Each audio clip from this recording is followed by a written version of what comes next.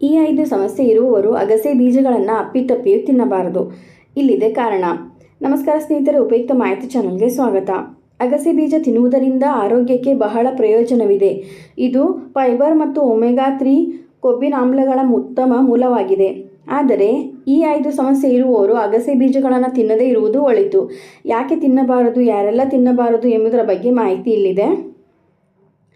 ಅಗಸೆ ಬೀಜಗಳು ಪ್ರಯೋಜನಗಳ ಬಗ್ಗೆ ನೀವು ತಿಳಿದಿರಬಹುದು. ಇದನ್ನು ನಿಯಮಿತವಾಗಿ ಸೇವಿಸುವುದರಿಂದ ಹೆಚ್ಚುವರಿ ತೂಕವನ್ನು ಕಳೆದುಕೊಳ್ಳಲು ಸಹಾಯ ಮಾಡುತ್ತದೆ. ಇದು ಫೈಬರ್ ಮತ್ತು ಒಮೆಗಾ 3 ಕೊಬ್ಬಿನಾಮ್ಲಗಳ ಉತ್ತಮ ಮೂಲವಾಗಿದೆ. ಇದಲ್ಲದೆ ಅಗಸೆ ಬೀಜಗಳು ಅನೇಕ ಅಗತ್ಯ ಪೋಷಕಾಂಶಗಳನ್ನು ಹೊಂದಿದ್ದು ಆರೋಗ್ಯಕ್ಕೆ ಬಹಳ ಪ್ರಯೋಜನಕಾರಿಯಾಗಿದೆ. ಅಗಸೆ ಬೀಜ ತಿನ್ನುವುದರಿಂದ ಹಲವು ಪ್ರಯೋಜನಗಳಿವೆ, ಆದರೆ ಎಲ್ಲರೂ ಅಗಸೆ ಬೀಜಗಳನ್ನು ತಿನ್ನುವುದು ಉತ್ತಮವಲ್ಲ.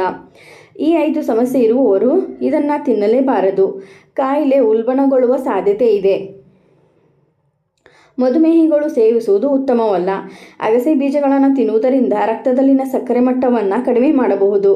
ನಿಮಗೆ ಮಧುಮೇಹವಿದ್ದು ಸಕ್ಕರೆ ಮಟ್ಟ ಕಡಿಮೆ ಮಾಡುವ ಔಷಧಿಯನ್ನು ತೆಗೆದುಕೊಳ್ಳುತ್ತಿದ್ದರೆ ಅಗಸೆ ಬೀಜಗಳನ್ನು ತಿನ್ನುವುದು ಅಷ್ಟು ಉತ್ತಮವಲ್ಲ, ಏಕೆಂದರೆ ಅದು ಸಕ್ಕರೆ ಮಟ್ಟವನ್ನು ಕಡಿಮೆ ಮಾಡುತ್ತದೆ. ಕರುಳಿನ ಅಡಚಣೆಗೆ ಕಾರಣವಾಗಬಹುದು. ಅಗಸೆ ಬೀಜದ ಅತಿಯಾದ ಸೇವನೆಯು ಕರುಳಿನ ಅಡಚಣೆಗೆ ಕಾರಣವಾಗಬಹುದು. ಮುಖ್ಯವಾಗಿ ನೀವು ಸಾಕಷ್ಟು ನೀರು ಕುಡಿಯದಿದ್ದರೆ ಅಗಸೆ ಬೀಜ ಸೇವನೆಯನ್ನು ಆದಷ್ಟು ಮಿತಿಗೊಳಿಸಿ. ಅಲರ್ಜಿ ಸಮಸ್ಯೆಗಳು ಹೆಚ್ಚಾಗಬಹುದು. ಅಲರ್ಜಿ ಸಮಸ್ಯೆ ಇರುವವರು ಅಗಸೆ ಬೀಜ ತಿನ್ನುವುದರಿಂದ ಸಮಸ್ಯೆ ಮತ್ತಷ್ಟು ಬಿಗಡಾಯಿಸಬಹುದು. ಮುಖ್ಯವಾಗಿ ಇದು ಊತ, ತುರಿಕೆ, ತಲೆ ತಿರುಗುವಿಕೆ ಮತ್ತು ಉಸಿರಾಟದ ತೊಂದರೆಗೆ ಕಾರಣವಾಗಬಹುದು. ನಿಮಗೆ ಅಲರ್ಜಿ ಸಮಸ್ಯೆ ಇದ್ದರೆ ಅಗಸೆ ಸೇವನೆಯನ್ನು ಆದಷ್ಟು ಮಿತಿಗೊಳಿಸಿ. ಅಧಿಕ ರಕ್ತದೊತ್ತಡ ರೋಗಿಗಳು ಅಧಿಕ ರಕ್ತದೊತ್ತಡ ಸಮಸ್ಯೆಗೆ ಔಷಧಿ ತೆಗೆದುಕೊಳ್ಳುತ್ತಿದ್ದರೆ ಅಗಸೆ ಬೀಜಗಳನ್ನು ಸೇವಿಸದಿರುವುದು ಒಳಿತು, ಯಾಕೆಂದರೆ ಇದು ರಕ್ತದೊತ್ತಡವನ್ನು ಕಡಿಮೆ ಮಾಡುತ್ತದೆ. ಹೀಗಾಗಿ ಆದಷ್ಟು ಸೀಮಿತಗೊಳಿಸುವುದು ಉತ್ತಮ.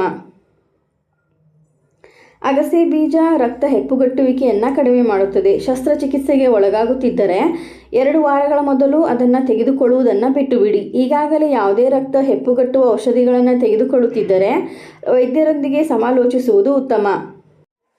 ಇದೇ ರೀತಿ ಮಾಹಿತಿಗಾಗಿ ನಮ್ಮ ಚಾನಲನ್ನು ಸಬ್ಸ್ಕ್ರೈಬ್ ಆಗಿ ಮತ್ತು ಶೇರ್ ಮಾಡಿ. ಧನ್ಯವಾದಗಳು.